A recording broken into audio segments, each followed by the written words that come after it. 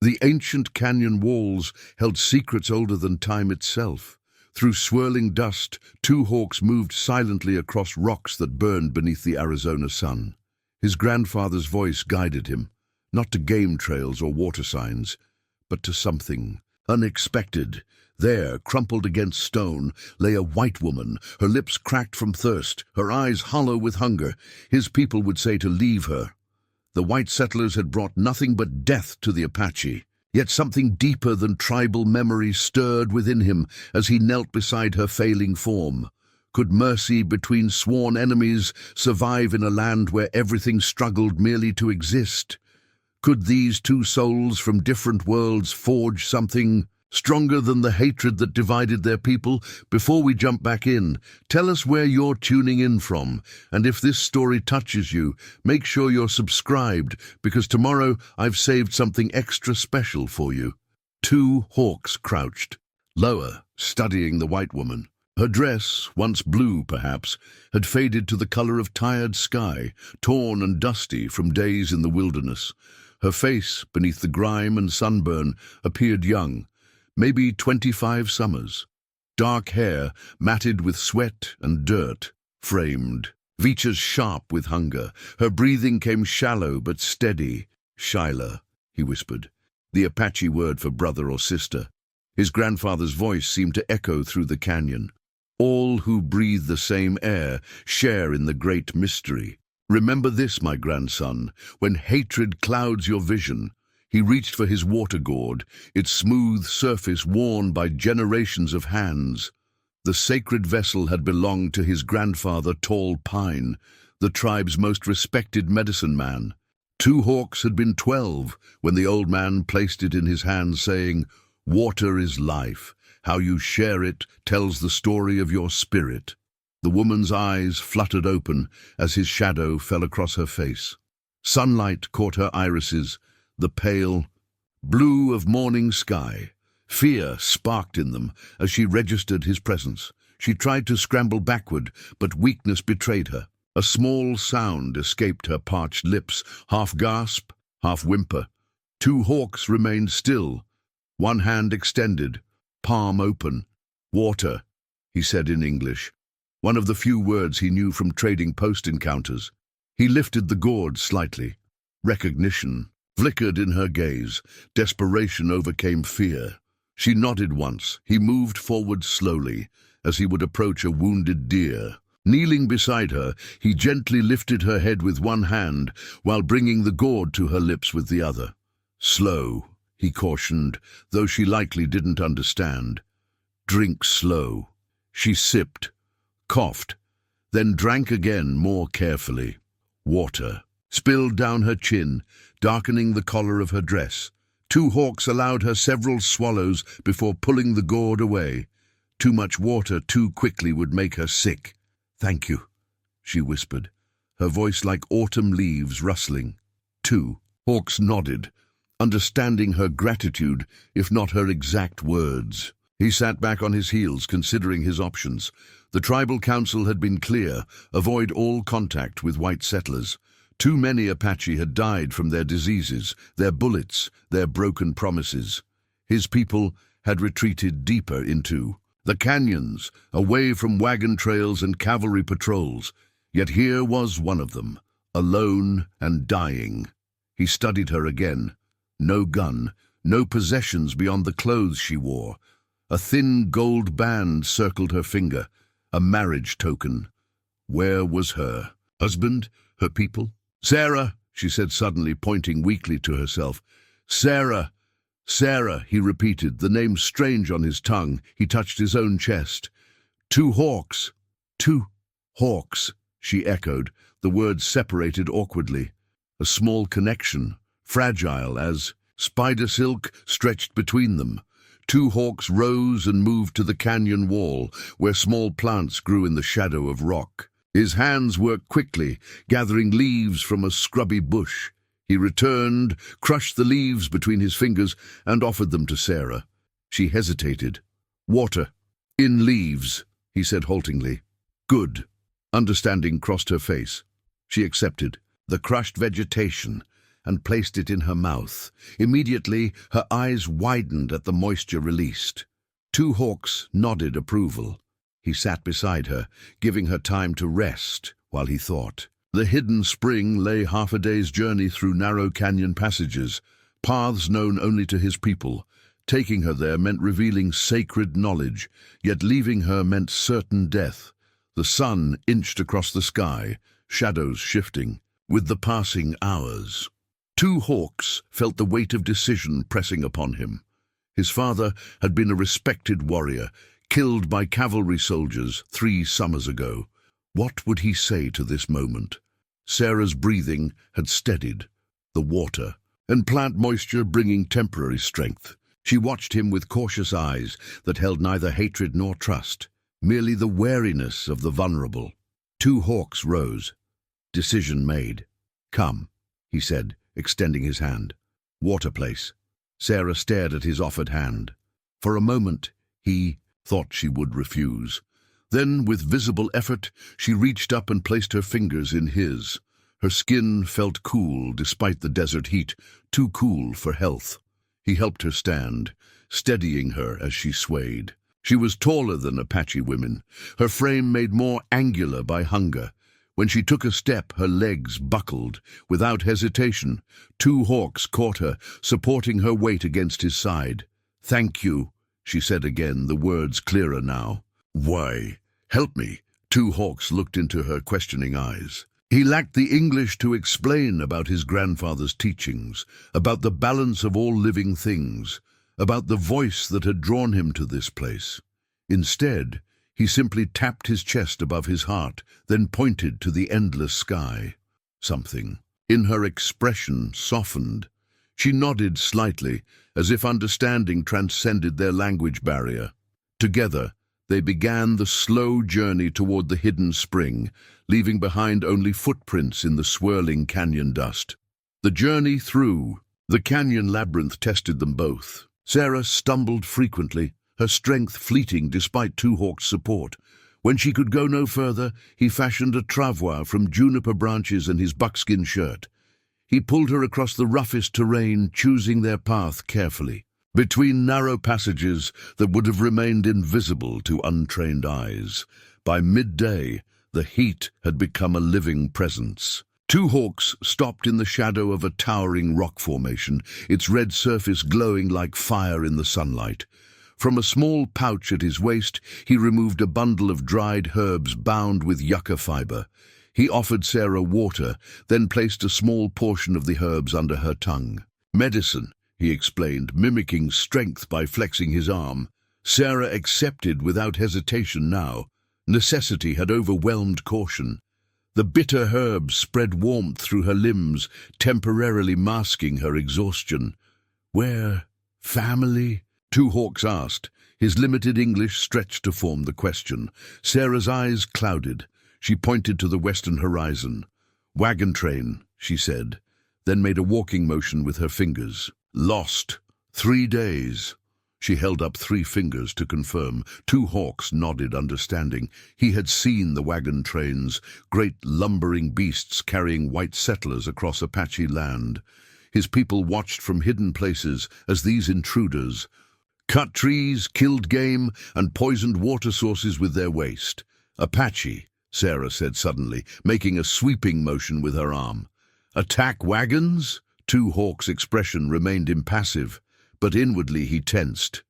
"Different Apache," he answered truthfully. The Chiricahua bands were many, with different leaders. Some raided aggressively, while his smaller band had retreated deeper into the mountains, choosing isolation over conflict. Sarah studied his face, searching for truth. After a moment, she nodded acceptance. "Husband?" Two Hawks inquired, pointing to the gold band on her finger. Sarah's face tightened. She shook her head. "Dead before." She made a gesture like shooting a gun, then closed her eyes and tilted her head, mimicking death. "Soldiers, not Apache." Two Hawks raised his eyebrows in surprise. White men killing white men. Their ways remained mysterious to him despite years of observation. They resumed their journey as afternoon shadows lengthened. Two hawks sensed Sarah watching him as he identified plants along their path, explaining their uses through gestures, this one for fever, that one for wounds, another to attract deer. When he pointed out a small, inconspicuous cactus and mimicked stomach pain followed by relief, Sarah actually smiled, a brief brightening that transformed her haggard features. "My grandmother," she said, "knew plants too." She pantomimed an old woman gathering and preparing herbs, a bridge formed between them, the shared knowledge of Earth's gifts. As the sun approached the western canyon walls, they entered a narrow passage barely wide enough for the travois. The walls rose hundreds of feet, creating perpetual twilight at the bottom. The air cooled noticeably. The sound of water, faint but unmistakable, echoed ahead. The passage widened suddenly into a hidden valley no larger than a settler's field. At its center, a spring bubbled from between massive boulders, forming a crystal pool before meandering away as a small stream. Cottonwood trees, rare treasures in this arid land, provided dappled shade. Birds called from their branches. Sarah gasped at the unexpected beauty. Two hawks helped her from the travois to sit beneath the largest cottonwood, her eyes fixed on the water, its surface reflecting the deepening blue of the sky above. "Sacred place," Two Hawks said solemnly, placing his hand over his heart. "Apache only." Sarah looked at him with sudden understanding of his sacrifice. Bringing her here violated tribal taboo. "Why?" she asked simply. Two Hawks gathered water in a pottery bowl he retrieved from a small shelter built against the canyon wall. He brought it to Sarah before answering. "Life," he said finally, gesturing to encompass the spring, the sky, and both of them. "All life." As Sarah drank from the bowl, Two Hawks unwrapped his herb bundle completely. Inside were dozens of carefully dried plants, each with distinctive colors and textures. He selected several and began preparing a healing mixture, grinding them between smooth stones with practiced movements. The sun vanished behind the canyon rim, painting the sky in brilliant orange and purple. Two Hawks lit a small fire with practiced efficiency. The flickering light revealed ancient markings on the canyon walls, handprints, spirals, and animal forms etched by ancestors whose names were remembered only in sacred songs. Sarah watched as Two Hawks applied the poultice to her sunburned skin and bleeding feet. His touch was gentle but confident, his movements those of someone thoroughly trained in healing arts. When he finished, he offered a different herb mixture steeped in hot water. "Drink," he encouraged. "Sleep medicine." Sarah hesitated only briefly. Before drinking, the liquid tasted of earth and sage, bitter yet somehow comforting. Almost immediately, her eyelids grew heavy. As she drifted towards sleep, she murmured, "Why do you know English words?" "Trading post," Two Hawks answered. "Listen, learn." He pointed to his ears and head. Sarah nodded sleepily. The last thing she saw before sleep claimed her was Two Hawks sitting cross-legged by the fire, his face solemn in prayer or meditation, the sacred water reflecting starlight behind him. Dawn painted the hidden valley in gold and amber light. Sarah woke to find herself covered with a rabbit-skin blanket. Her body ached, but the desperate weakness had receded. Nearby, Two Hawks knelt by the spring, his morning prayers a soft murmur in the Apache tongue. Sarah studied him openly. In the clear morning light, she noticed details missed during yesterday's struggle for survival. He was younger than she'd first thought, perhaps 30. His black hair, longer than Apache warriors typically wore it, was tied back with a leather thong adorned with a single hawk feather. A scar ran along his right forearm, old and well-healed. Around his neck hung a small medicine pouch decorated with intricate beadwork. When he finished his prayers, Two Hawks brought her a wooden bowl filled with a mixture of dried berries, nuts, and what looked like pounded jerky. "Eat," he encouraged. "Strength food." Sarah ate slowly, savoring each bite. Real food after days of starvation tasted impossibly good. Two Hawks watched with approval, then beckoned her to follow when she finished, Can walk? He asked. Sarah tested her legs. The herbal poultice had worked wonders on her blistered feet. Yes, she answered. Better now.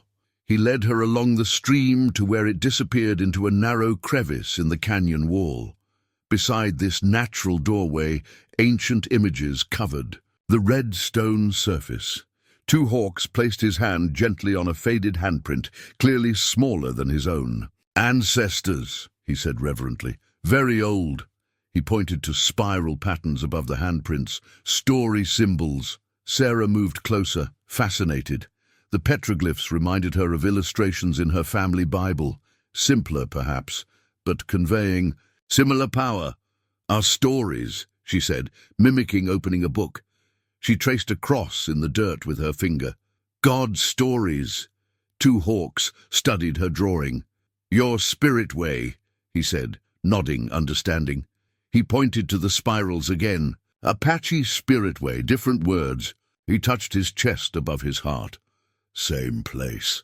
The insight surprised Sarah. Pastor Wilkins had always preached that Indians were godless savages in need of Christian salvation. Yet here was Two Hawks, recognizing a commonality she'd never considered.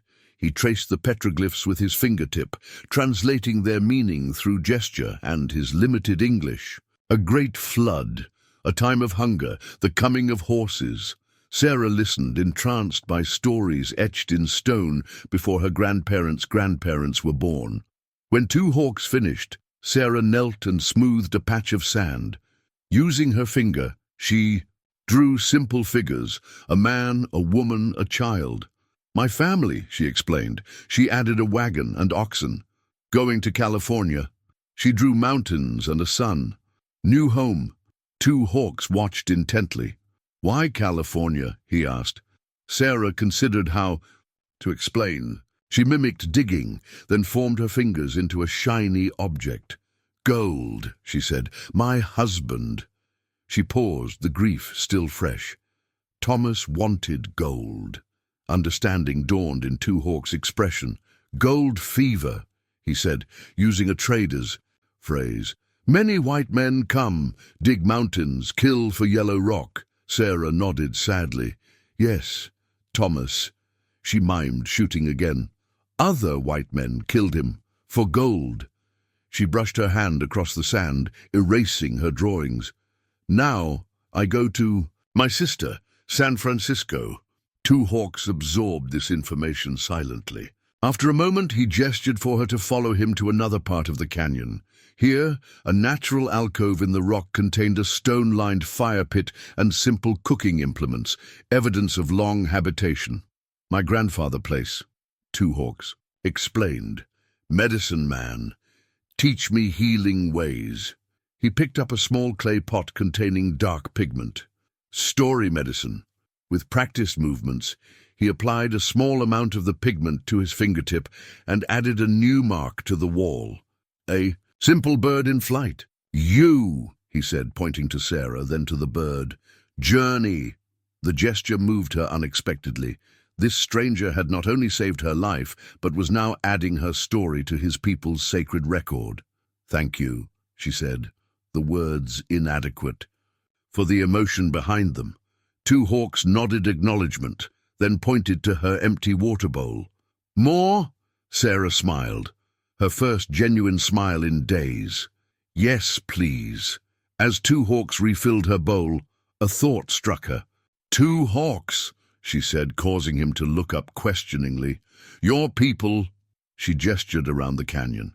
Won't they be angry? Me here? His expression grew serious. Yes, he admitted. Sacred place. No outsiders. He handed her the filled bowl. But grandfather say he struggled for the English words, then simply pointed upward. Spirit bigger than rules. Sarah sipped the cool spring water. Your grandfather sounds wise. Two Hawks' face softened at the compliment. Wisest man. Teach me see with heart, not just eyes. He tapped his chest. Important medicine. A comfortable silence fell between them. Sarah realized with surprise that her fear of this man had vanished completely. In its place grew something unexpected. Respect, perhaps even trust. The moment broke when Two Hawks suddenly tensed, his head turning sharply toward the canyon entrance. His expression hardened as he raised one hand for silence. Sarah froze, her heart pounding. "Or what is it?" she whispered. Two Hawks' answer came as a single ominous word. "Riders." Two Hawks moved with silent urgency, gathering his medicine pouch and water gourd. He motioned for Sarah to retreat deeper into the alcove, where shadows would conceal her presence. His finger pressed against his lips, an unmistakable command for silence. From the narrow entrance to the hidden valley came the soft sound of footfalls on stone. Not the heavy tread of cavalry boots, but the nearly silent approach of Apache scouts. Two Hawks positioned himself by the spring, deliberately visible, one hand resting casually on his knife hilt. Three warriors appeared like shadows materializing from the canyon walls.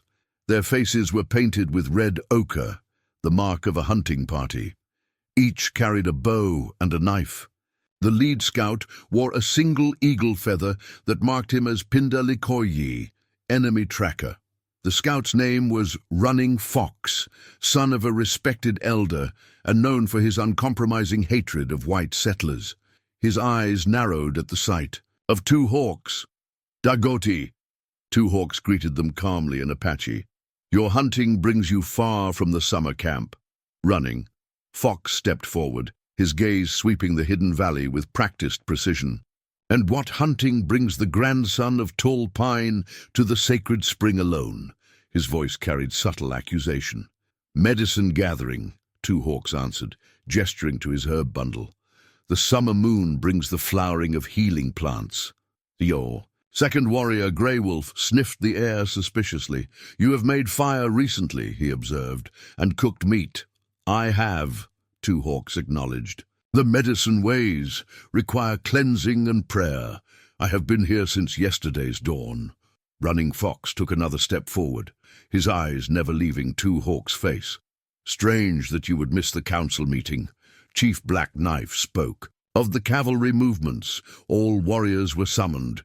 Two Hawks maintained his composed expression, though inwardly he cursed his misfortune. "I did not know. The spirits called me to gather medicine. Our people will need healing herbs if conflict comes." Running Fox might have accepted this explanation had fate not intervened. A small sound, the barest whisper of movement, came from the alcove where Sarah hid. The warrior's reaction was instant. His bow came up, arrow nocked in one fluid motion, aimed not at Two Hawks, but at the shadowed recess. "Who hides in the sacred place?" he demanded, voice hard as flint. Two Hawks made a split-second decision. "Lower your weapon, brother. It is one under my protection." "Show yourself," Running Fox called out in Apache, his bow unwavering.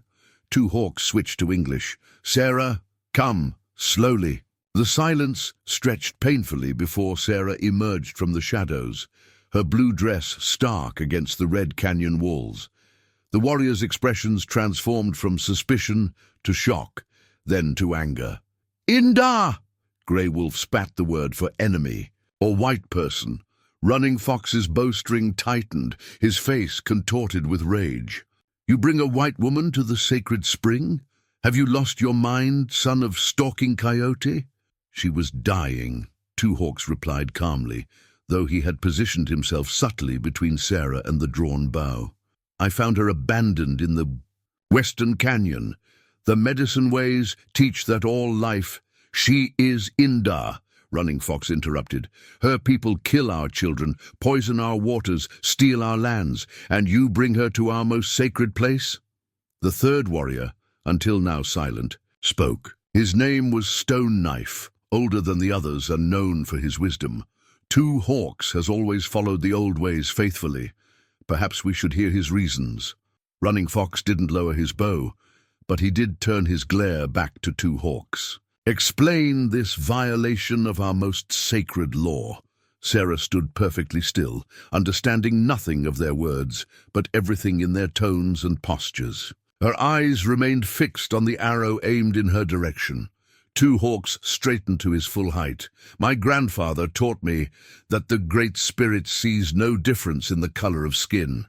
This woman was abandoned, starving, near death. Would you have me walk past suffering when I have the power to heal? What kind of medicine man would I become? A living one, Running Fox retorted. Her people would not hesitate to kill you. They see an Apache and reach for their guns.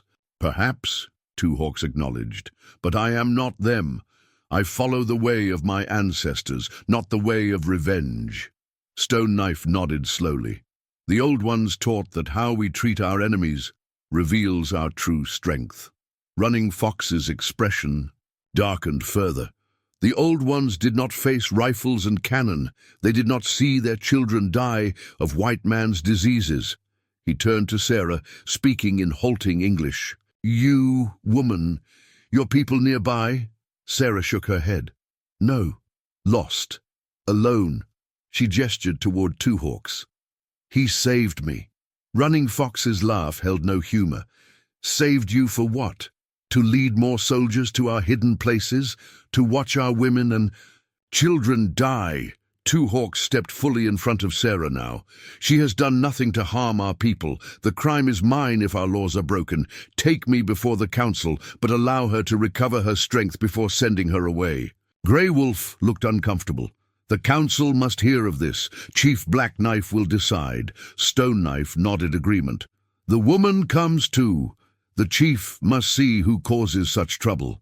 Running Fox finally lowered his bow, though his eyes remained cold. Gather your things, he ordered Two Hawks. You return to the summer camp immediately. He turned to Sarah. You too, white woman. If you try to escape... He drew his finger across his throat in universal meaning, as Sarah collected the few items Two Hawks had given her. She whispered, What's happening? We go to my village, Two Hawks explained quietly. Chief will decide. Decide what? Fear edged her voice. Two Hawks met her eyes steadily. Your fate. My fate. He offered a small, reassuring nod. Truth is strong. Have courage. The journey to the Apache camp was tense and silent. Running Fox led the way, with Stone Knife behind. Two Hawks and Sarah. Grey Wolf brought up the rear, his bow always ready. The easy companionship of the morning had vanished, replaced by the weight of tribal judgment to come. As they traveled, Two Hawks recalled his father's words from long ago. A warrior makes difficult choices knowing that consequences will follow. As surely as night follows day, face those consequences with the same courage you showed in making your choice. He had chosen to save Sarah. Now they would face the consequences together. The Apache summer camp came into view by mid-afternoon, a collection of wickiups arranged in a half-circle against a cliff face. Smoke rose from cooking fires. Children played among the dwellings, their laughter falling silent as the unusual procession approached. Women paused in their work, men gathered with questioning expressions. Running Fox announced their arrival, loudly in Apache. Two Hawks brings an enemy to our sacred spring. He breaks our oldest law. As they walked through the suddenly silent camp, Sarah stayed close to Two Hawks, feeling the weight of hostile stares. An elderly woman emerged from a larger wickiup at the center of the camp. Her white hair and dignified bearing marked her as someone of importance. My mother, Two Hawks murmured to Sarah. Wise raven. The old woman's eyes narrowed at the sight of Sarah, then moved questioningly to her son. Two Hawks straightened his shoulders. The time for judgment had come. The council fire burned low as the Apache elders gathered in solemn assembly. 12 men and women formed a circle around the flames, their faces illuminated by flickering light and shadow. At the center of the circle stood Chief Black Knife, a man whose 60 summers had etched deep lines into his weathered face. In his hand, he held the speaking staff, a length of lightning-struck oak adorned with eagle feathers and sacred beads. Two Hawks and Sarah sat at the edge of the circle, flanked by Running Fox and Stone Knife. The camp had fallen silent, though curious eyes watched from the darkness beyond the firelight. Two Hawks, son of Stalking Coyote, grandson of Tall Pine, Chief Black Knife began, his voice carrying the weight of authority. You stand before the council accused of breaking our most sacred law. You have brought an outsider, an Inda woman, to the hidden spring. How do you answer? Two Hawks rose slowly, his posture respectful but unrepentant. I speak truth to my chief and my people, he replied in Apache. 3 days ago, the spirits led me to the western canyon. There I found this woman near death from thirst and hunger. I gave her water from my grandfather's gourd. I offered healing from my medicine bundle. You could have left water and food, interrupted Greystone, the eldest council member. Why bring her to the sacred spring? She would not have survived. Alone, Two Hawks answered simply. Her weakness was too great. Running Fox stepped forward. He speaks of spirits guiding him, yet breaks our oldest taboo. Perhaps his time with the traders has weakened his commitment to our ways. Murmurs rippled through the council. Two Hawks waited for them to subside before continuing.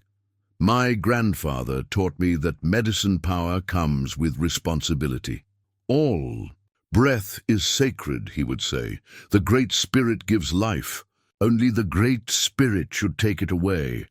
Two Hawks gestured toward Sarah.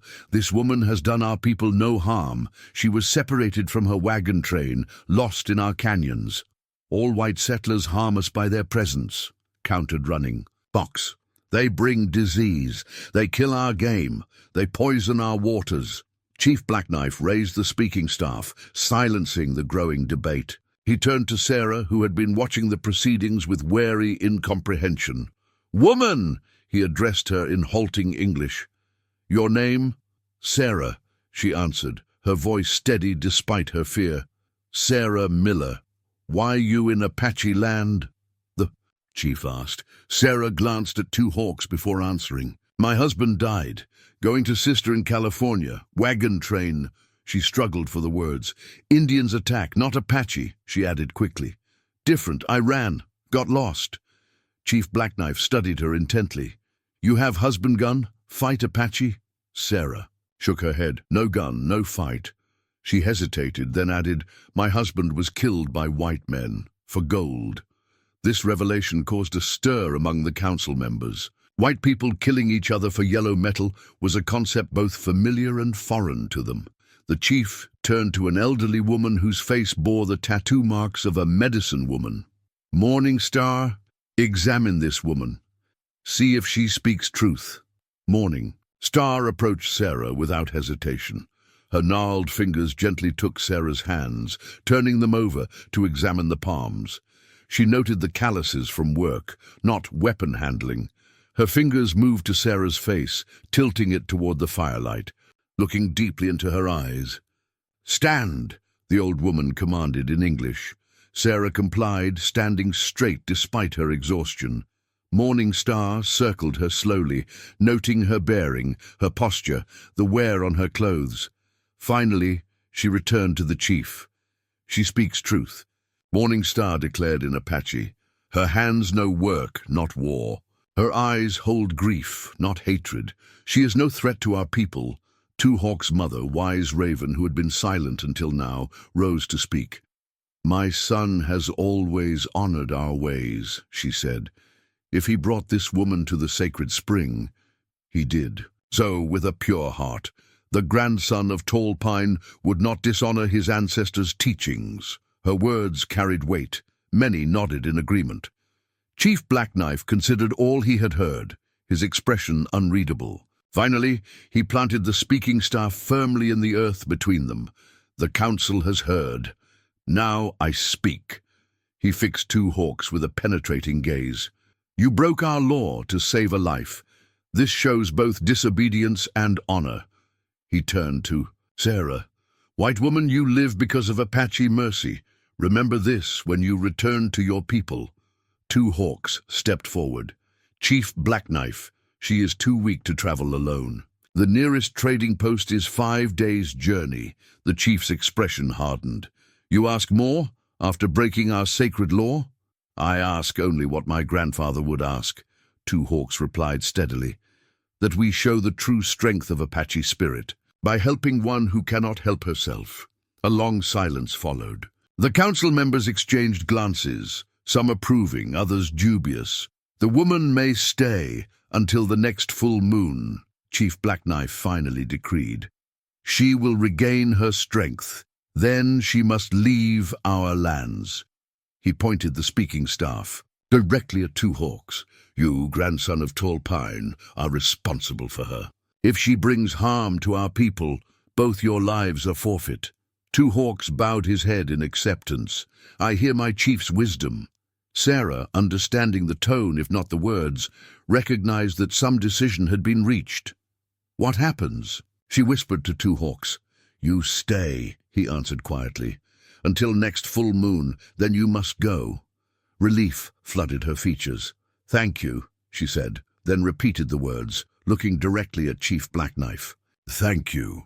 The chief acknowledged her gratitude with a slight nod, then raised the speaking staff. "The council is ended." As the elders dispersed, Two Hawks' mother approached them. Her face remained stern, but her eyes held a hint of compassion. "Come," she said to Sarah in English. "You sleep my home tonight."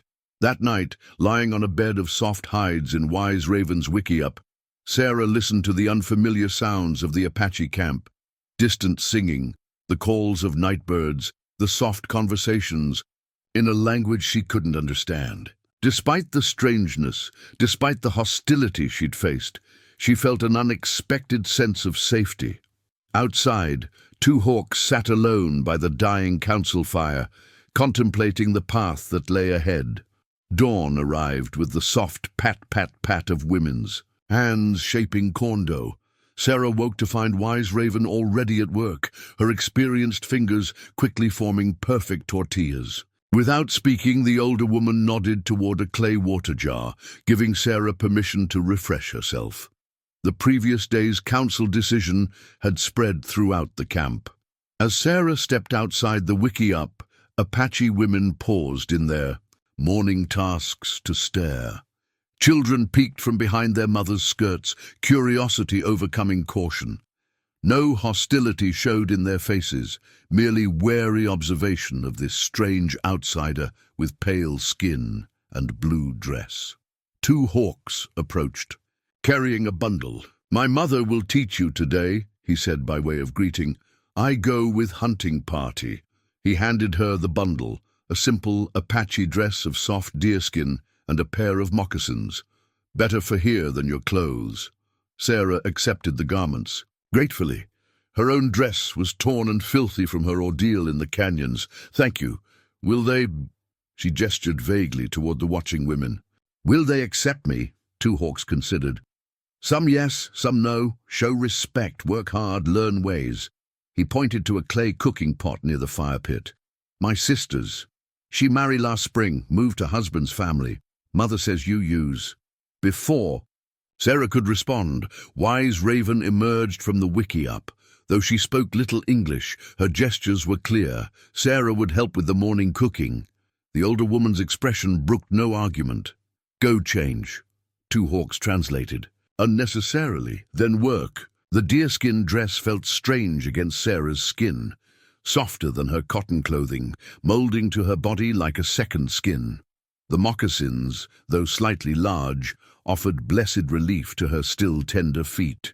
When she emerged in her new attire, several of the younger women nodded approval. Wise Raven set Sarah to grinding corn with a stone mano and metate. The work was harder than it looked, requiring a steady rocking motion that soon had Sarah's arms aching. Nearby, Apache women worked efficiently at similar tasks, occasionally exchanging words that Sarah couldn't understand, sometimes glancing her way. A young woman about Sarah's age approached, carrying a basket of berries. Unlike the others, her face showed open hostility. She spoke sharply to Wise Raven, gesturing toward Sarah with evident disapproval. Wise Raven replied calmly, but firmly. The younger woman's expression remained defiant, but she retreated, casting one last glare at Sarah. "Swift deer," Wise Raven said to Sarah, pointing to the retreating woman. "No like white woman. Father killed by soldiers." Sarah nodded, understanding. "I'm sorry," she said, knowing Wise Raven might not comprehend her words, but hoping her tone conveyed sincere regret. The morning progressed with lessons in Apache cooking.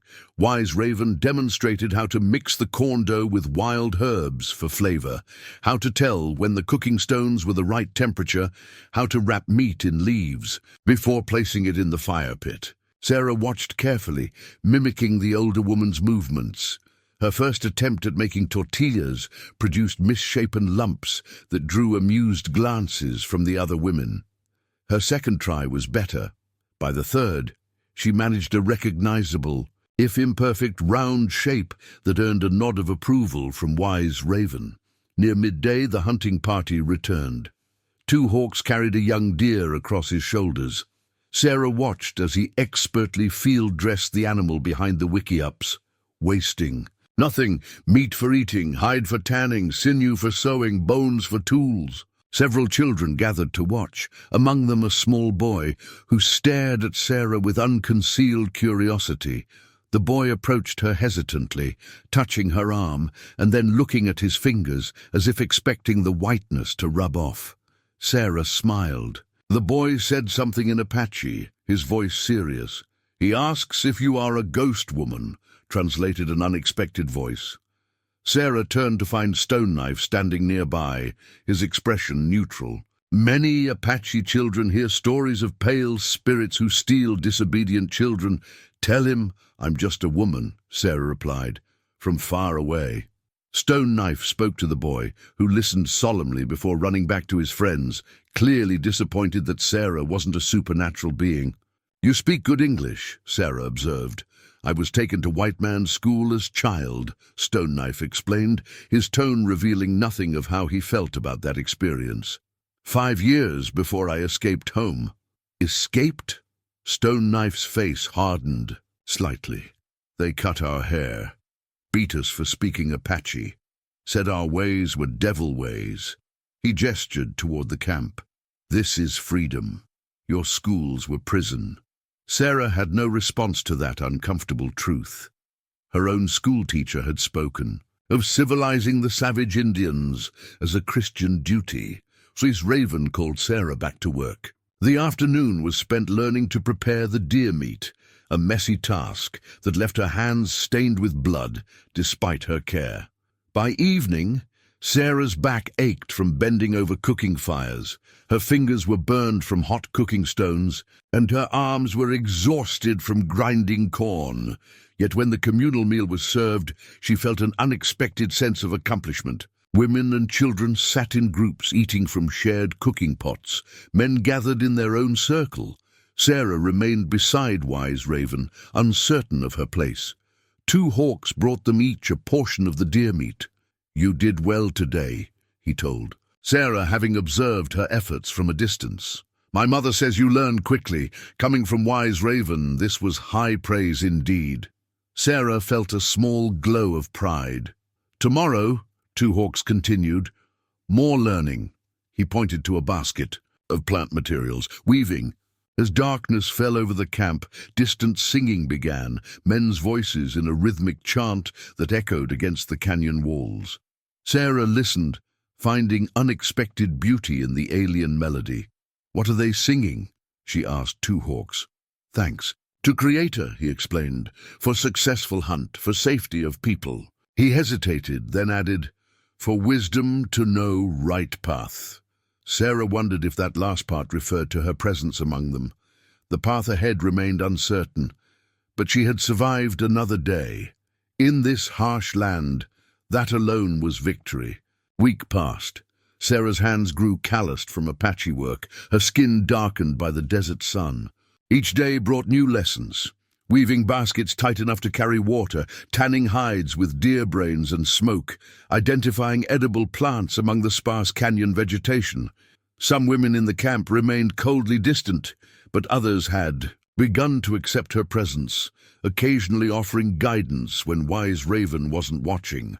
On the 8th morning, 2 hawks appeared with something unexpected, a small hunting bow, shorter and lighter than a warrior's weapon. "Today, different learning," he announced. "Hunting small game."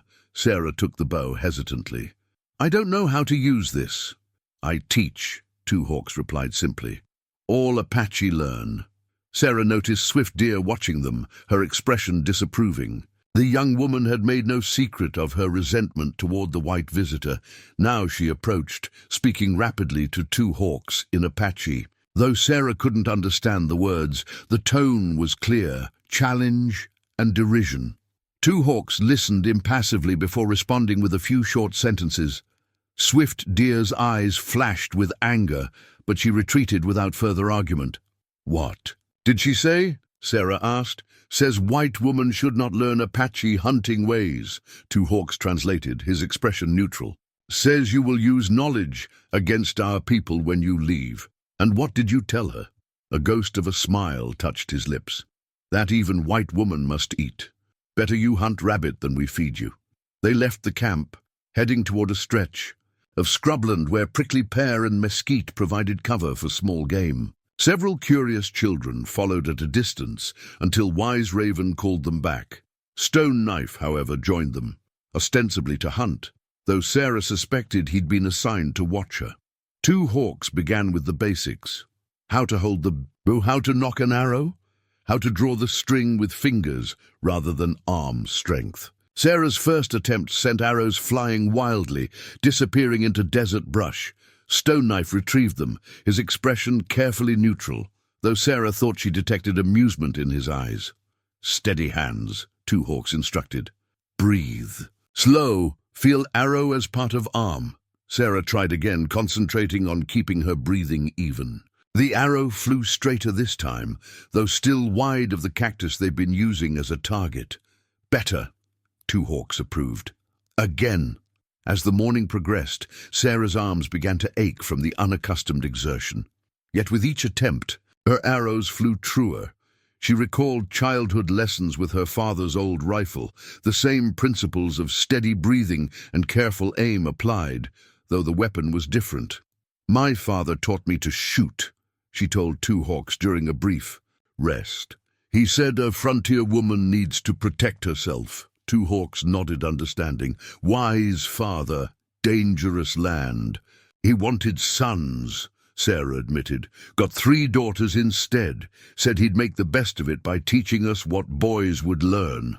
"Apache girls learn hunt too," Two Hawks said. "Small game for family. Not war party, but important skill." Their conversation was interrupted by movement in the brush. Two Hawks signaled for silence, pointing to a jackrabbit frozen in momentary vigilance some 30 yards away. "Your try," he whispered, handing Sarah a freshly nocked arrow. Sarah's heart pounded as she carefully raised the bow. The rabbit remained still, alert, but not yet frightened. She drew the string, sighted along the arrow, and released on an exhaled breath. The arrow flew true, striking the ground just inches from the rabbit, which bounded away in explosive panic. "Close," Two Hawks commented, genuine approval in his voice. "Very close for first hunt." Stone Knife, who had been watching silently, spoke up. "Better than many Apache children first time." His unexpected praise warmed Sarah more than she would have expected. The morning continued with tracking lessons: how to spot the nearly invisible signs of animal passage, how to identify droppings and determine their freshness, how to predict where game might seek water or shade. Near midday they discovered fresh turkey tracks. Two Hawks gestured for Sarah to follow as he moved silently through the brush, teaching by example rather than words. Stone Knife circled wide, acting as a flanking hunter. Sarah did her best to mimic Two Hawks' careful foot placement and measured breathing. They spotted the wild turkey scratching beneath a mesquite tree. Two Hawks silently offered Sarah another arrow, but she shook her head, recognizing her skill wasn't yet equal to the longer shot.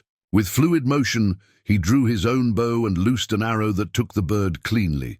Before retrieving the turkey, Two Hawks knelt briefly, murmuring what Sarah recognized as a prayer of thanks. Stone Knife did the same. After a moment's hesitation, Sarah joined them, bowing her head in respect for the life taken to sustain their own. The simple gesture didn't go unnoticed. Stone Knife's expression softened slightly, and Two Hawks nodded approval. Important to honor spirit of animal, Two Hawks explained as he expertly prepared the turkey for carrying. Not just kill, give thanks. On their return to camp, they encountered a hunting party led by Running Fox. The warrior's eyes narrowed at the sight of Sarah carrying the small bow. He spoke sharply to Two Hawks, gesturing towards Sarah and the weapon. Two Hawks responded calmly but firmly. Though Sarah couldn't understand their exchange, the tension was clear. "What's wrong?" she asked when Running Fox and his party continued on their way, casting suspicious glances back at her. "He says I should not teach white woman Apache ways," Two Hawks translated. "Says when you leave you take knowledge to our enemies." "I wouldn't do that," Sarah protested. Stone Knife studied her thoughtfully. "Perhaps not by choice. But soldiers have ways to make people talk." The observation hung. Between them, an uncomfortable truth. Sarah realized that despite the small acceptance she'd begun to find, fundamental distrust remained, not without reason, given the history between their peoples. As they approached the camp, several warriors gathered to inspect their catch. Sarah's presence with a hunting bow drew mixed reactions, some frowning disapproval, others showing mild curiosity. Swiftdeer watched from the cooking area, her expression unreadable. When Two Hawks presented the turkey to Wise Raven, his mother nodded with satisfaction. She spoke briefly to Sarah, gesturing for her to help prepare the bird. "She says you are learning well," Two Hawks translated. "Says maybe not useless white woman after all." Coming from Wise Raven, this qualified praise represented significant progress. Sarah felt an unexpected surge of pride as she set to work, plucking the turkey, her sore muscles testament to the day's efforts. That night, as turkey stew simmered over the cooking fire, Sarah realized something had shifted. She was no longer merely surviving among the Apache. She was beginning to understand their ways, to appreciate the deep wisdom in their relationship with the harsh desert. Whether they would ever truly accept her remained uncertain. But she had taken first steps on a path she'd never imagined walking. 2 weeks into Sarah's stay with the Apache, the rhythm of camp life was disrupted by the return of scouts with troubling news. Sarah watched from Wise Raven's cooking fire as 3 warriors rode in on lathered ponies, their expressions grim. Chief Black Knife emerged from his wickiup to hear their report, his face growing darker with each word. The camp erupted in controlled activity, women gathering essential belongings, men checking weapons, children being hushed by anxious mothers. Two Hawks approached Sarah, his manner more formal than it had been in recent days. "Cavalry soldiers," he explained tersely. 2 days' ride from here. Many men, many guns. Sarah felt conflicting emotions surge through her. Hope at the prospect of returning to her own kind, fear for the Apache who had sheltered her. "Are they looking for me? Maybe just hunting Apache." Two Hawks studied her face. "Council meets now. You come." The tribal council had gathered around the central fire pit, faces solemn in the afternoon light. Sarah felt the weight of their stares as Two Hawks led her into their circle. She recognized a brass cavalry button clutched in the lead scout's hand, evidence of his findings. Chief Black Knife addressed her directly in his limited English. "Soldiers come, looking for white people. You want go to them?" The directness of the question caught Sarah off guard. 2 weeks ago, she would have answered without hesitation. Now, uncertainty clouded her thoughts. I don't know. Are they searching for survivors from my wagon train?" Two Hawks translated her question for the council. The scout who had returned with the button responded at length. "He says soldiers ask about white woman at trading post." Two Hawks translated. "Show paper with drawing. Maybe you." Sarah's breath caught. "A poster with my picture?" Not picture. Words. Description. Sarah's sister must have reported her missing when the remnants of the wagon train reached California. The thought of family searching for her brought a lump to her throat. Running Fox spoke harshly, pointing at Sarah with barely concealed hostility. Others joined in, voices rising in debate. Sarah caught only fragments of meaning, but the division in the council was clear. Some believed she should be sent to meet the soldiers. Others feared such contact would reveal their location. They argue about what to do, Two Hawks explained. Unnecessarily. Some say soldiers only want you, will leave Apache alone if they find you. Others say soldiers always want more, land, gold, death of Apache. Both arguments held truth, Sarah knew. Some cavalry units were led by men who viewed all Indians as hostile enemies to be eliminated. Others maintained uneasy peace with tribes, who stayed on designated lands. "What do you think?" she asked Two Hawks quietly. He met her gaze steadily. "I think you must decide. Your people search for you, but path is dangerous." Stone Knife joined the conversation. "These soldiers, led by Captain James Ellis, known to Apache as man who speaks with two tongues, makes treaties, breaks treaties." Sarah didn't recognize the name, but the description was all too familiar. Many frontier officers viewed agreements with Indians as temporary conveniences rather than binding commitments. Chief Blackknife raised his hand for silence. "Woman must decide," he declared. "Go or stay until full moon, as agreed." All eyes turned to Sarah. She felt the weight of their attention, understanding that her decision carried consequences beyond her own fate. If she left with the soldiers, would they follow her back to the Apache camp? If she stayed, would the search intensify, bringing more troops into Apache territory? "I need time to think," she said finally. The chief nodded. "Until tomorrow sun. Then decide." As the council dispersed, Two Hawks walked with Sarah to the edge of the camp. For several minutes they stood in silence, watching the distant mountains turn purple with approaching evening. "If you go," Two Hawks said eventually, "better I take you part way. Meet soldiers away from camp. You would risk that for me?" His expression remained unreadable. "Safer for all." Sarah studied his face, seeing beyond the impassive mask he presented to others. In the past weeks, she had learned to recognize the subtle signs of his thoughts, the slight tightening around his eyes when concerned, the barely perceptible softening of his mouth when pleased. "Two Hawks," she said carefully, "these past weeks, I've learned so much from your people." "You learn well for white woman," he acknowledged, a hint of humor lightening his tone. "My husband wanted to reach California for gold," Sarah continued. "I was following his dream, not mine. Now," she gestured toward the camp, "I've seen a different way of living, harder in some ways. But there's wisdom here that my people have forgotten." Two Hawks considered her words. "Your sister waits for you, your place with your people." "Is it?" Sarah hadn't meant to speak the question aloud. She'd been raised to be a farmer's wife, then became a prospector's widow. What place waited for her in California? Another marriage to a man seeking fortune, a life bound by corsets and conventions that suddenly seemed as foreign as they were. A familiar. As twilight deepened around them, Sarah found herself sharing memories of her childhood in Kentucky.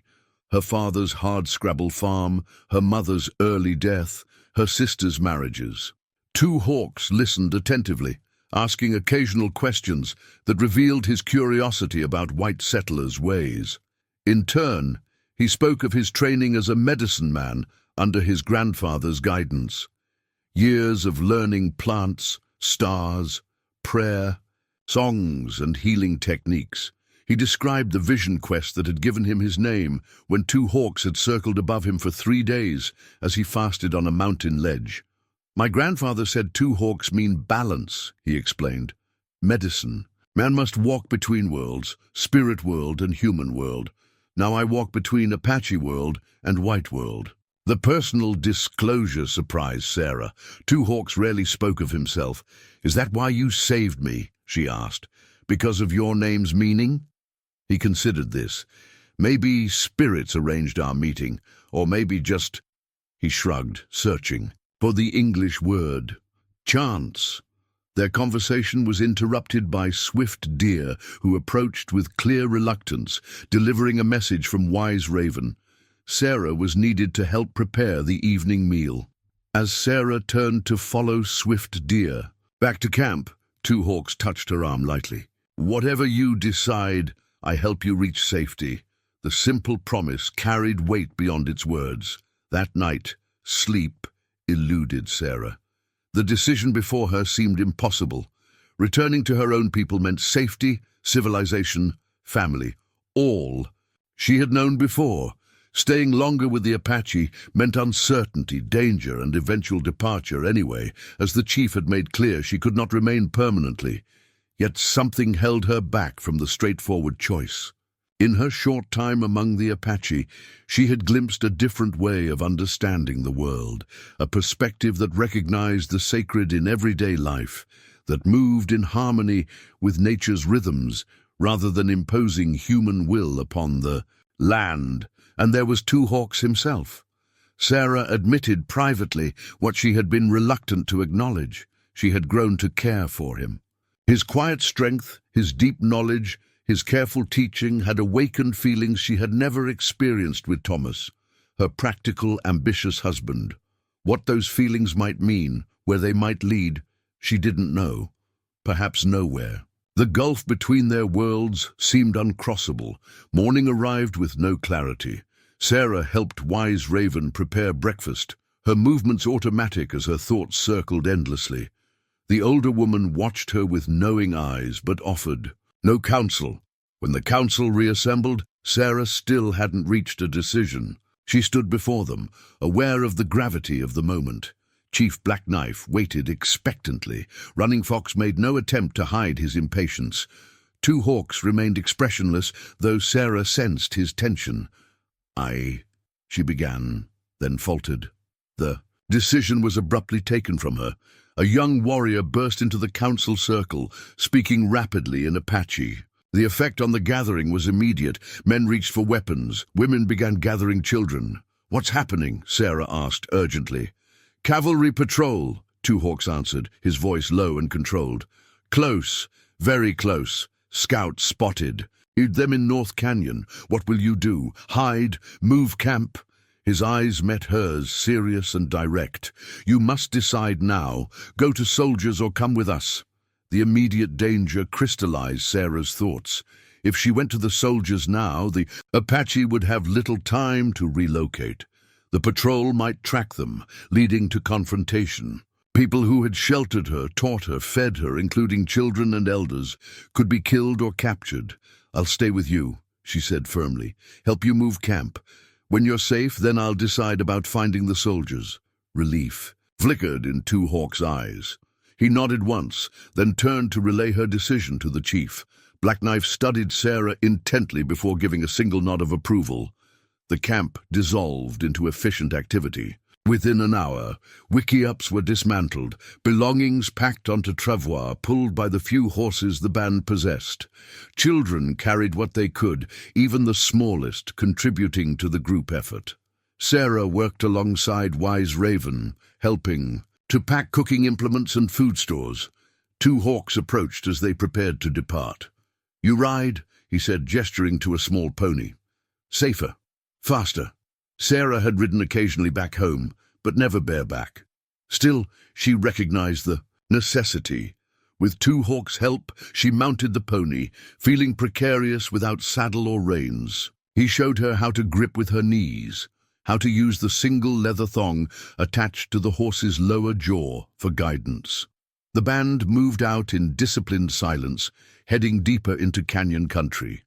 Scouts ranged ahead and behind, alert for any sign of pursuit. Sarah's pony followed the others, requiring little direction from her. She watched in admiration as the Apache moved like shadows across the landscape, leaving minimal trace of their passage.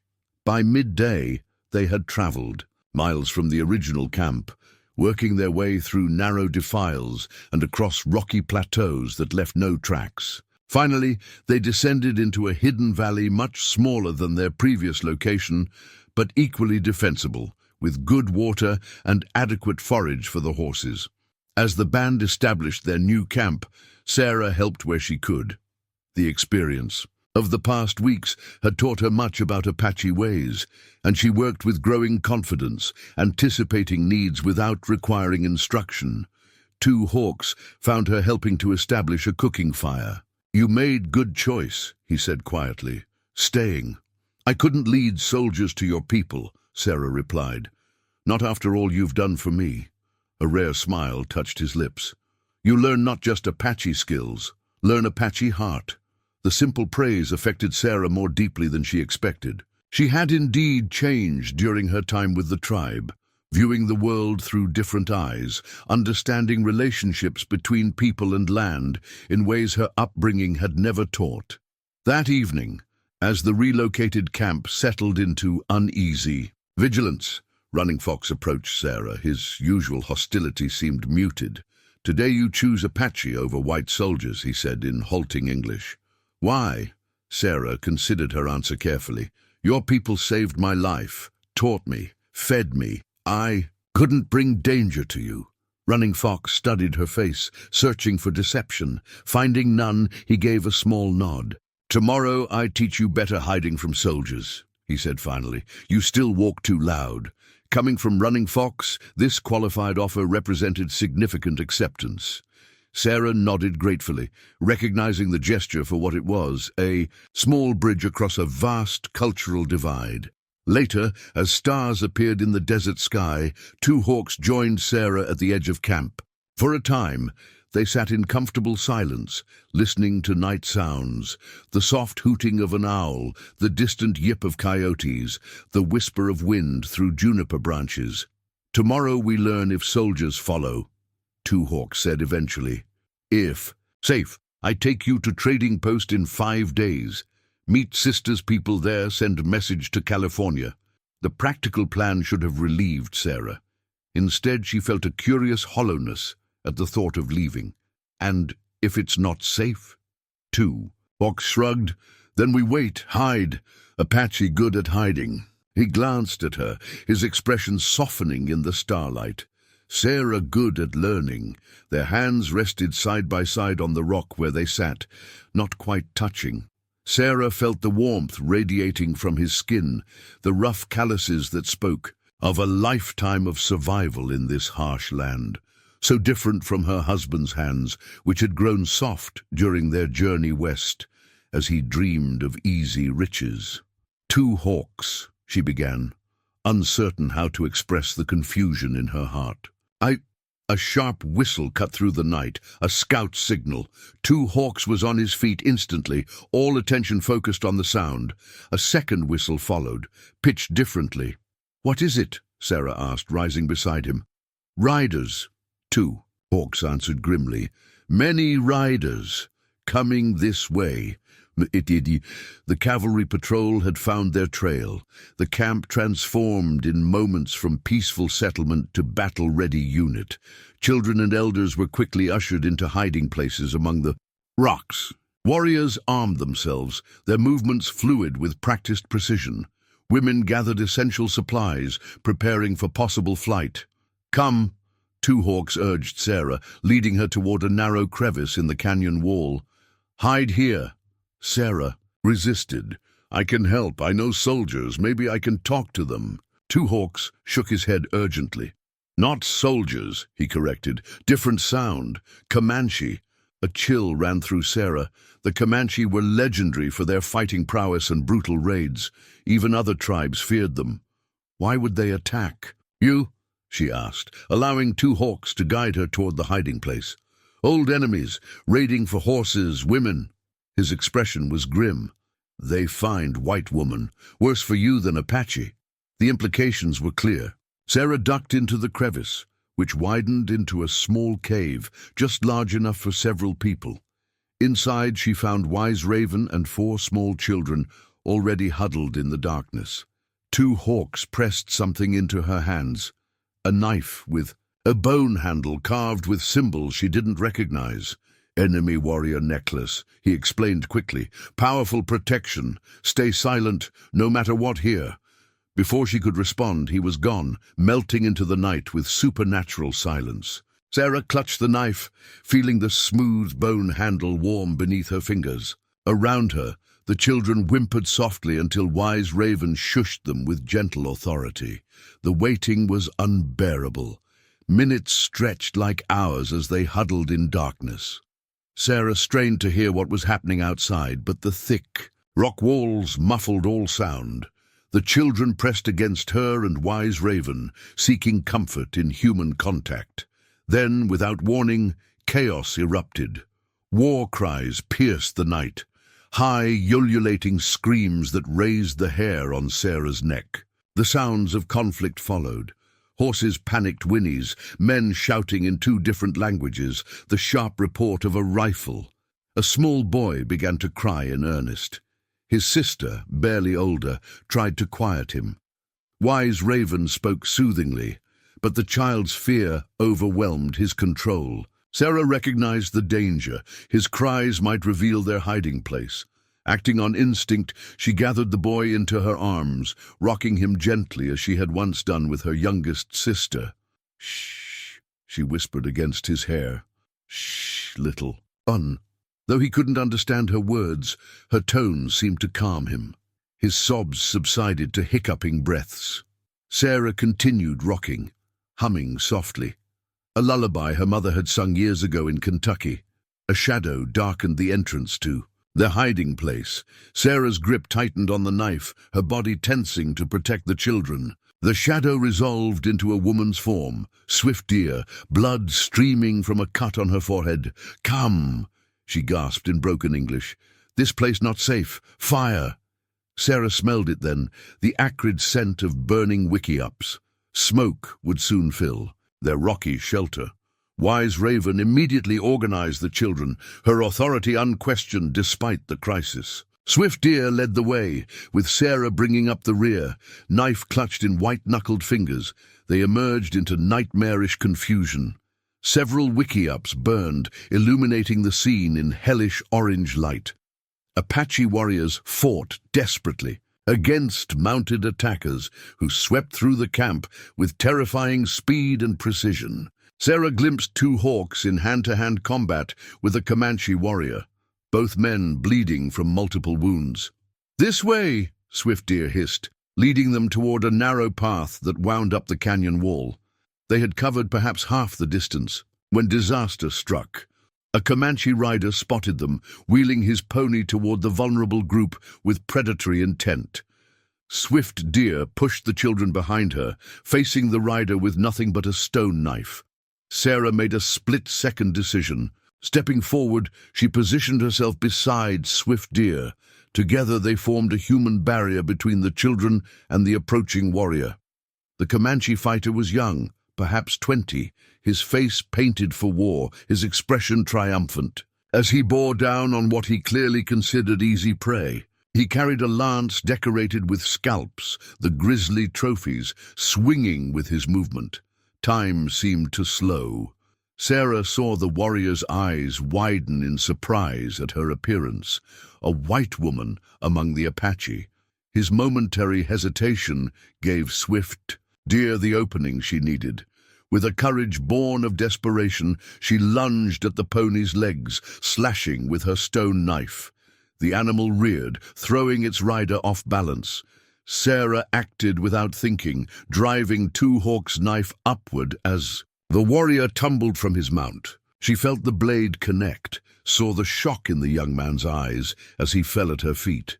Swift Deer finished what Sarah had begun, her face set in grim determination. When she rose, she wore the warrior's necklace of bear claws and human teeth, a trophy that would mark this night forever. "Go!" she ordered the children, who had watched the deadly encounter with wide, frightened eyes. "Up!" They scrambled up the path, following Wise Raven's lead. Sarah moved to follow, but Swift Deer caught her arm. "You fight for Apache children," she said, her voice carrying reluctant respect. "Why?" Sarah had no ready answer. "They're innocent," she managed finally, "like all children." Swift Deer studied her for a moment, then nodded once, acknowledgement rather than agreement. Together they continued up the path to a small plateau where other women and children had gathered. From this vantage point, Sarah could see the entire battle. The Apache fought valiantly, but they were outnumbered. Several bodies lay motionless around the burning wickiups. She searched desperately for Two Hawks, but couldn't locate him among the combatants. A new sound cut through the chaos, the rhythmic pounding of many horses at full gallop. From the northern canyon entrance, riders appeared, their uniforms visible, even in the uncertain light. Cavalry. Soldiers, Sarah whispered, hope and dread mingling in her heart. The battlefield dynamic shifted instantly. The Comanche, caught between Apache defenders and cavalry attackers, began a fighting retreat. The soldiers, with no apparent concern for distinguishing friend from foe, fired indiscriminately at any native they spotted. Down! Swift Deer pulled Sarah flat against the rock as bullets ricocheted nearby. Soldiers kill all Indians, no questions. The terrible truth of her statement became evident as Sarah watched the cavalry charge through the camp, firing at fleeing Comanche and Apache alike. This was no rescue mission. It was an opportunity to eliminate hostiles without the complication of determining tribal affiliations. Sarah's thoughts flew to Two Hawks. Had he escaped? Was he among the fallen? The not knowing was unbearable. Child screams snapped her attention back to their immediate surroundings. A Comanche warrior, separated from his companions, had discovered their hiding place. He advanced on the huddled women and children, a bloody knife in his hand. Before Sarah or Swift Deer could react, a figure interposed itself between the warrior and his intended victims. Stone Knife, bleeding heavily from a shoulder wound but still standing. The two men circled each other, exchanging words in a language Sarah didn't understand. Then they clashed in a brutal struggle that ended quickly when Stone Knife drove his blade into his opponent's chest. Stone Knife staggered, clearly weakened by blood loss. Sarah rushed to support him, tearing strips from her dress to bind his wound. Two Hawks, she asked urgently as she worked. Have you seen him? Fighting near Spring, Stone Knife managed, his breathing labored. Many enemies. Swift Deer took charge. We go higher, she declared. More safe from soldiers, Comanche. They helped Stone Knife up a steeper path that led to a cave high in the canyon wall, a prepared refuge stocked with water and dried food. Other survivors had already gathered there, including several wounded warriors being tended by the older women. Two Hawks was not among them. Below, the battle continued. The cavalry had dismounted, using the abandoned wickiups for cover, as they exchanged fire with Comanche warriors who had regrouped at the canyon's southern end. Caught between were the remaining Apache fighters, fighting for survival against enemies on both sides. Sarah stood at the cave entrance, searching the chaotic scene for any sign of Two Hawks.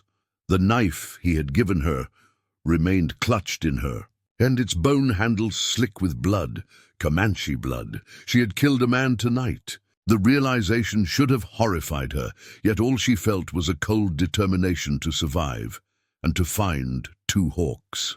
He is strong warrior, Wise Raven said quietly, joining Sarah at her vigil. Strong spirit. I have to find him, Sarah replied. Her decision already made. Wise Raven's weathered hand closed around Sarah's wrist with surprising strength. No, too dangerous. I can talk to the soldiers, Sarah insisted. I'm white. They'll listen to me. Soldiers see white woman with Indians, think captive, Stone Knife warned from where he sat propped against the cave wall. Shoot Apache trying to save you. The truth of his assessment was undeniable, yet Sarah couldn't abandon Two Hawks to his fate.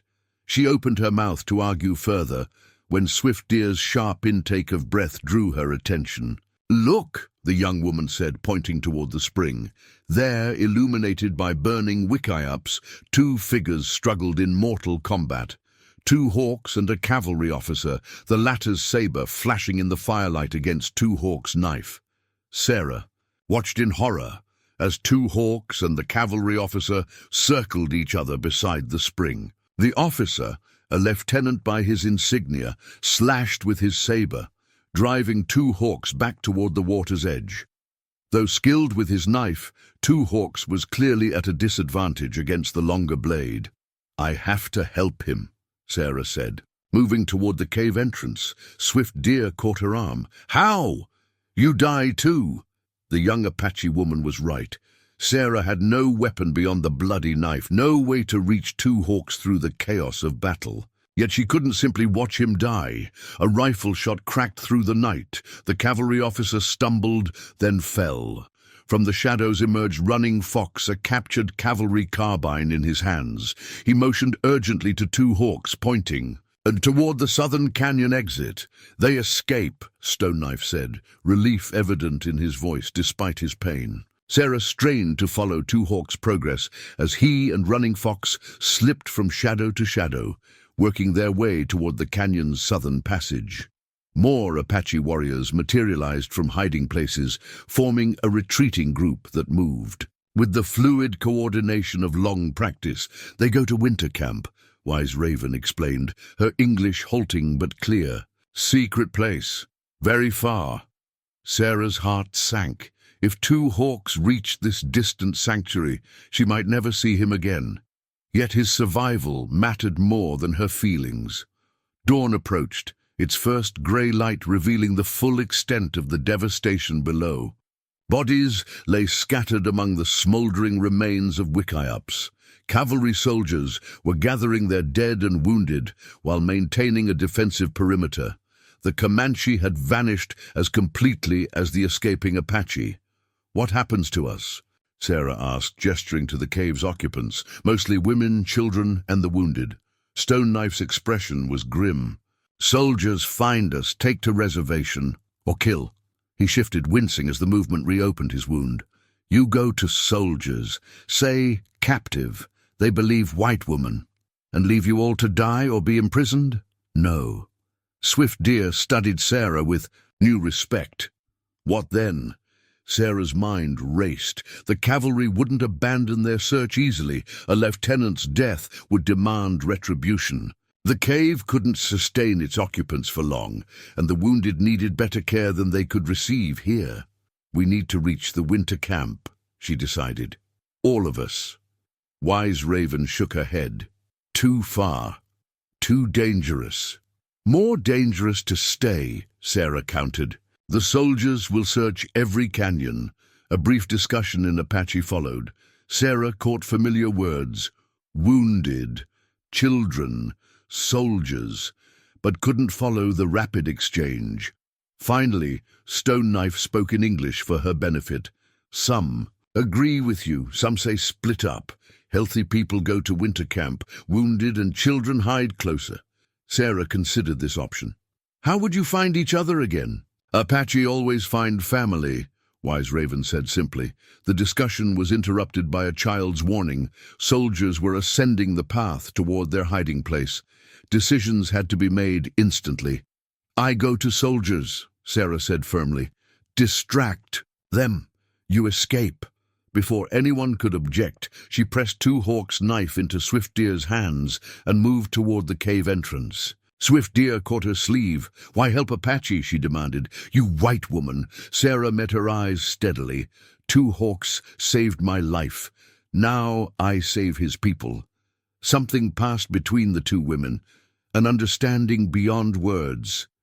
Swift Deer released Sarah's sleeve, then reached up to remove the carved bone star compass that hung around her neck. "For find way," she said, placing it in Sarah's palm.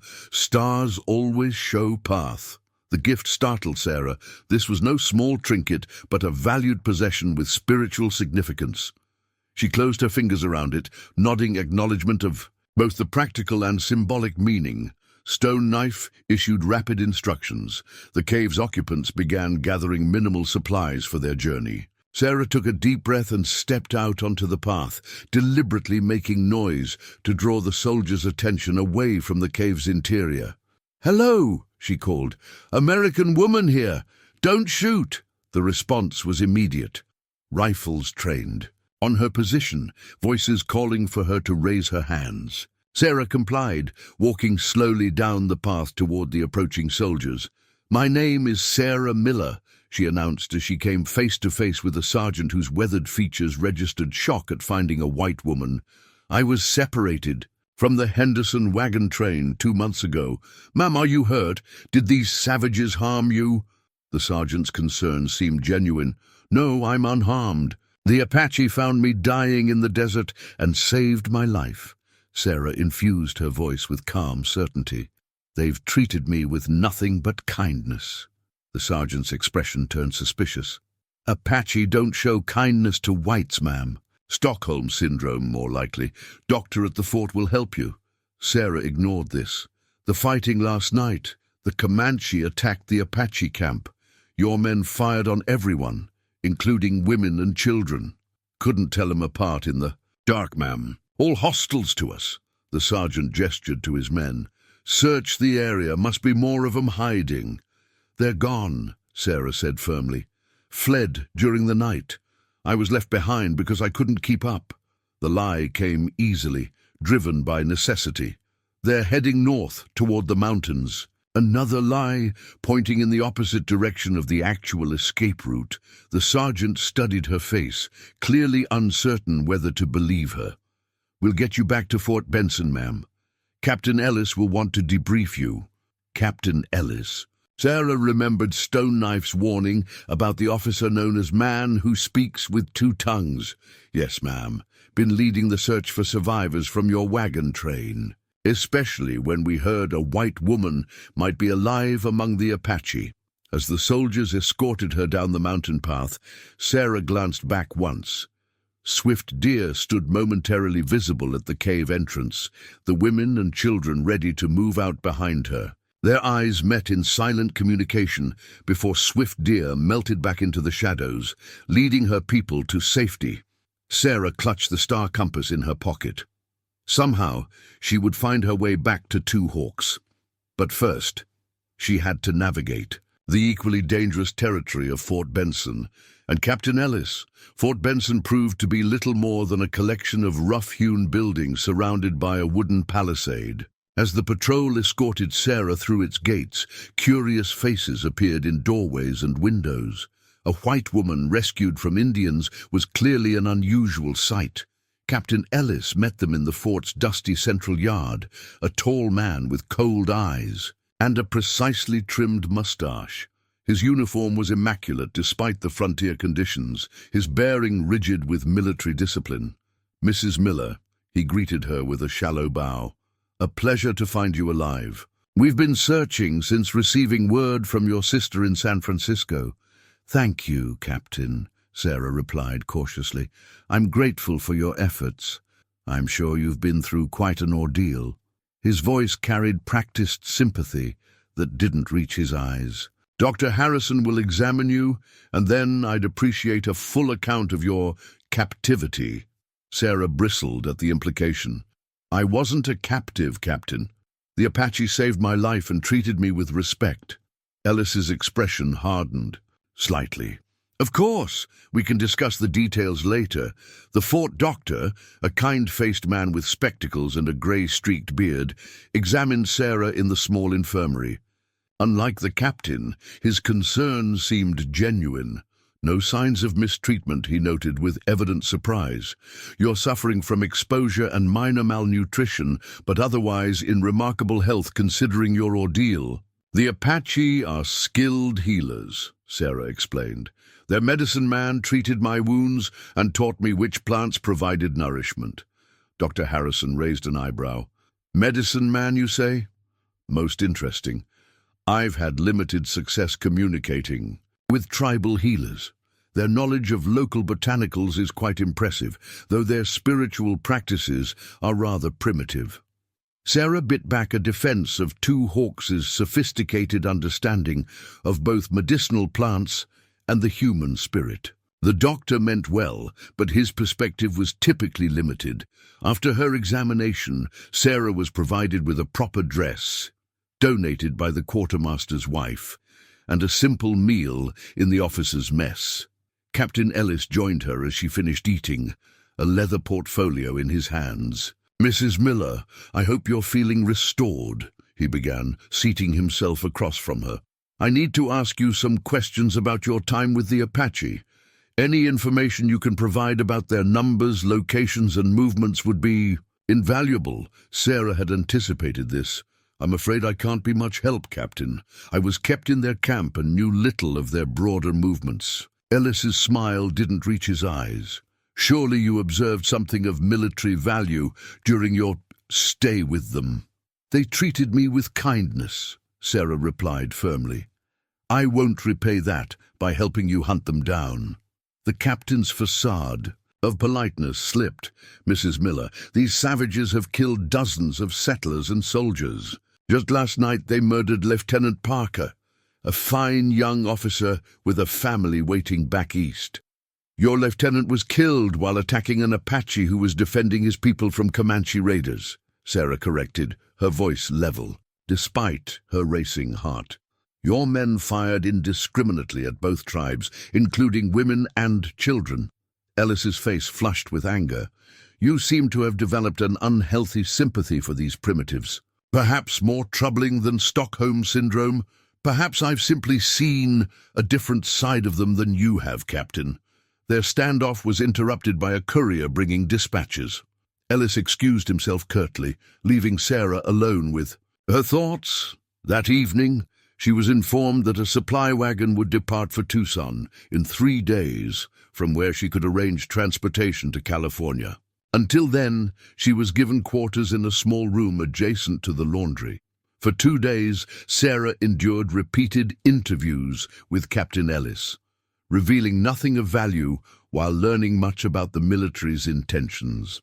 The captain made little effort to hide his disdain for the Apache or his determination to drive them from lands newly discovered to contain silver deposits. Age had not diminished his commanding presence, though new lines of worry creased his weathered face.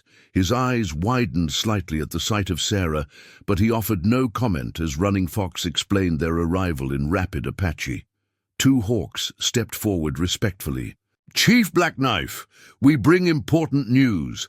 Captain Ellis plans attack on all free Apache bands while speaking peace words. How you know this? The chief asked, his gaze shifting to Sarah.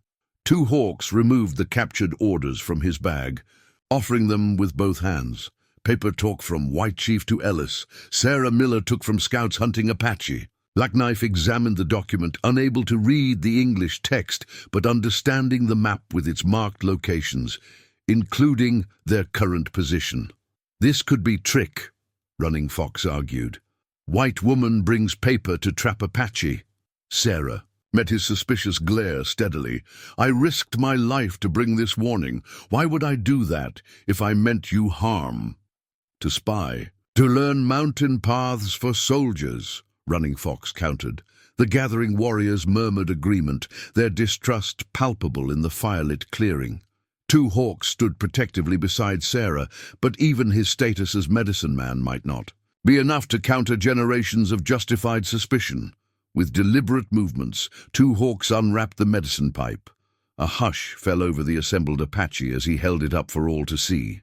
I call for pipe ceremony, he announced formally. Truth smoke between all present. Chief Blackknife's eyebrows rose. The invocation of the sacred pipe ceremony could not be refused without grave insult to the spirits themselves. He nodded slowly. Prepare fire circle. All council members gather. The next hour passed in solemn preparation. A special fire was built at the center of the clearing, wood selected for minimal smoke. The council members, 7 men and 3 women of respected age and wisdom, arranged themselves in a circle. 2 hawks and Sarah were given places opposite. Chief Blackknife.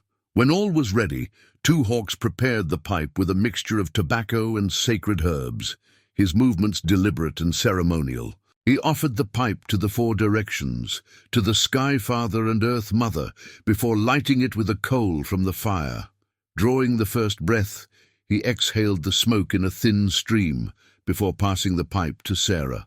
A murmur ran through the council at this unprecedented inclusion of an outsider, but no one objected aloud. Sarah had been carefully instructed by 2 hawks on the proper protocol.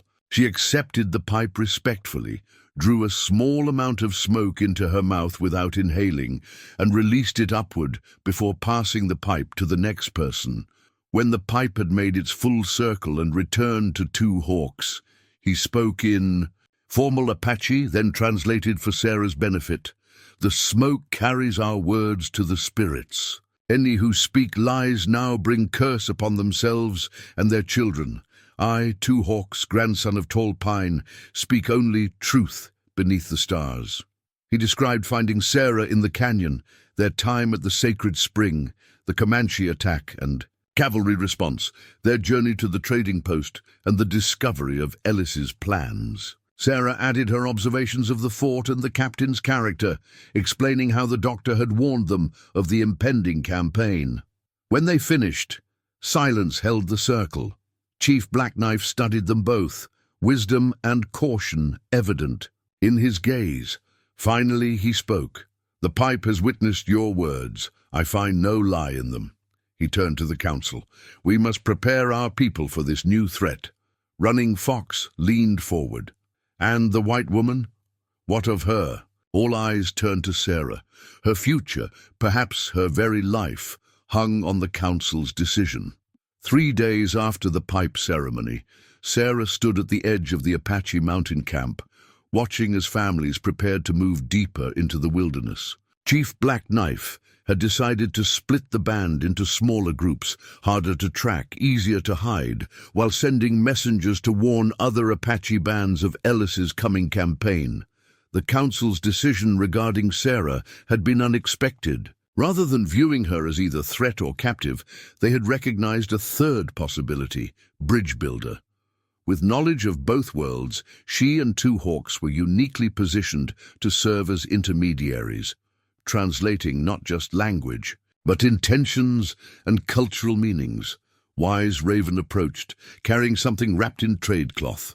"For you," she said, in her limited English, offering the bundle to Sarah. Sarah unwrapped it to find a wedding blanket of extraordinary craftsmanship, half woven in traditional Apache patterns, half incorporating designs reminiscent of the quilts Sarah had described from her Kentucky childhood. "Two Hawks tell me your marriage ways," Wise Raven explained. "Apache ways different. This blanket both ways together." Tears welled in Sarah's eyes as she recognized the profound acceptance this gift represented. "Thank you," she whispered, embracing the older woman in a gesture that transcended language. Two Hawks found them thus, his expression softening at the sight of the blanket. "My mother's hands speak what her English cannot," he observed. "It's beautiful," Sarah said, carefully refolding the precious gift. "When did she find time to make this?" "Women work while council talks," Wise Raven replied with a hint of humor. "Always been way of things." Their conversation was interrupted by a scout's arrival. The young warrior spoke rapidly to Two Hawks, whose expression grew serious as he listened. "What is it?" Sarah asked when the scout departed. "Soldiers at trading post," Two Hawks translated. "Many soldiers. And," he hesitated, "man in black. Coat, government man." "An Indian agent," Sarah realized. "They're supposed to oversee treaties and tribal relations." Two Hawks nodded. "Scout says he brings paper talk for Chief Blackknife. Peace talk, maybe. Or surrender demands," Sarah added. Grimly, word spread quickly through the camp. Chief Blackknife called his council together, including Two Hawks and, significantly, Sarah. As they gathered in the chief's wickiup, opinions divided sharply. Some advocated ignoring the summons entirely, disappearing deeper into the mountains. Others argued for sending warriors to observe, but not engage. "What does White Woman say?" Running Fox asked unexpectedly, looking directly at Sarah. Though still suspicious, he had developed a grudging respect for her insights. Sarah considered carefully before answering. "If it's truly peace they seek, ignoring them means war. If it's surrender they demand, meeting them unprepared is dangerous." She paused. "But there might be a third path." "Speak," Chief Blackknife encouraged. "Send Two Hawks and me as messengers," Sarah proposed. I'm known to them, to Ellis and the doctor. Two Hawks knows Apache wishes. Together we can discover their true intentions without risking the chief or many warriors. Murmurs circulated through the council. The suggestion was unprecedented, but offered clear advantages. After lengthy discussion, Chief Blackknife nodded his approval. Two Hawks and Sarah Miller go as voice of Apache, he declared. Listen to White Chief words, return with truth. That evening, as preparations were made for their departure at dawn, Sarah and Two Hawks sat beside a small fire outside their wickiup. The wedding blanket lay across their laps, not yet used in formal ceremony, but a promise of what might come if they survived the dangerous days ahead. "You not afraid?" Two Hawks asked, watching embers rise toward the star-filled sky. "Terrified," Sarah admitted, "but also hopeful. For the first time, I see a possible future for us both. Not just survival, but purpose." Two Hawks nodded understanding. Bridge builders need strong hearts, stand in river between worlds, feet in both currents. Sarah leaned against his shoulder, drawing strength from his solid presence. "Whatever happens at the trading post, we face it together." Dawn brought a small ceremony. Chief Blackknife presented Two Hawks with formal symbols of his authority to speak for the Apache, an eagle feather and a small pouch of sacred pollen. To Sarah's surprise, Wise Raven stepped forward with a gift for her as well, a beaded hair, ornament traditionally worn by Apache women of high status. "You carry Apache heart now," the older woman said as she fastened it in Sarah's hair. "Spirits recognize you." Their journey to the trading post took most of the day, traveling cautiously through terrain now patrolled by cavalry scouts.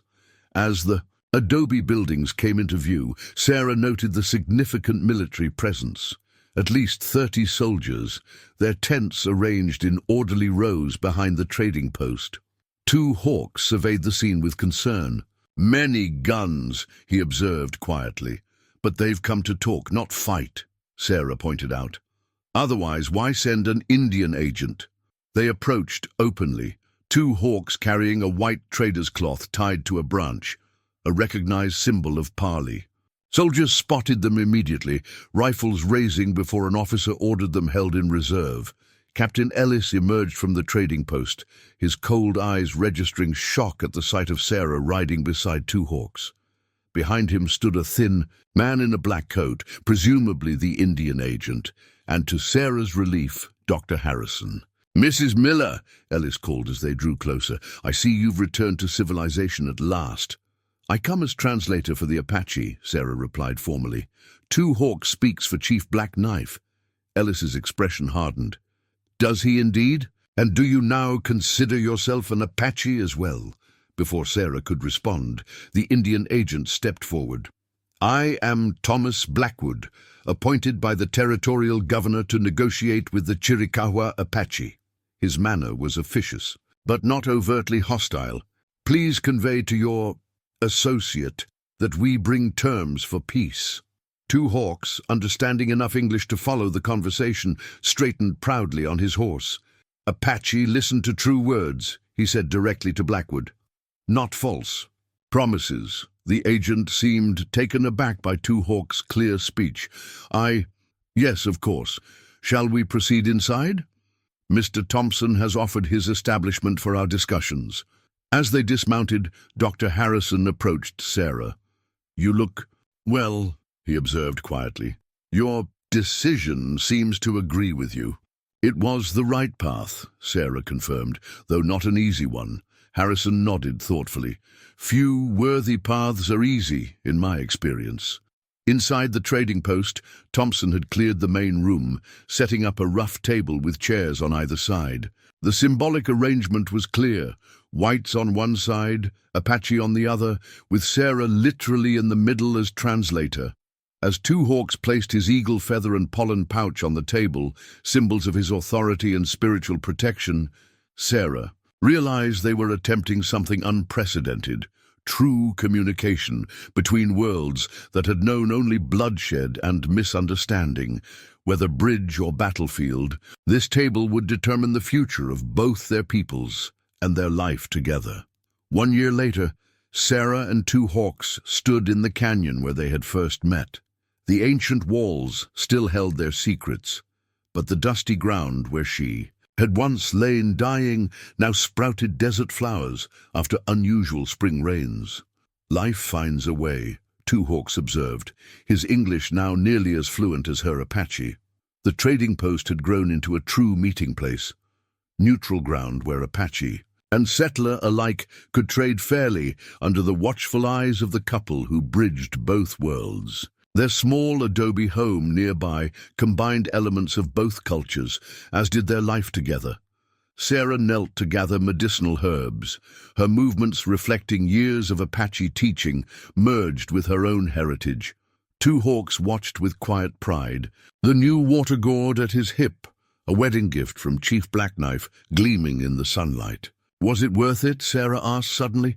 "All the danger, the disapproval from both sides?" Two Hawks smiled, taking her hand. "Mercy between enemies not only survived," he said, echoing the question that had haunted their first meeting. "It flourished." As if to punctuate his words, a thirsty traveler appeared on the canyon path. Without hesitation, Two Hawks offered his gourd. The cycle continued, one human connection at a time.